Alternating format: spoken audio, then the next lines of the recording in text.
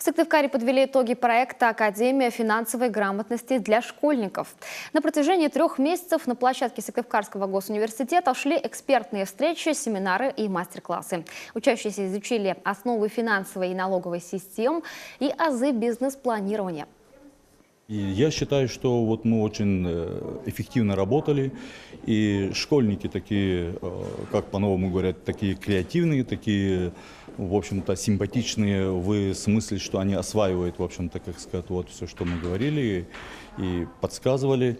И в конечном итоге вот из 20 школьников, которые вот с нами работали по программе вот, Академии финансовой грамотности и предпринимательства, вот 11 человек вышли с определенными проектами.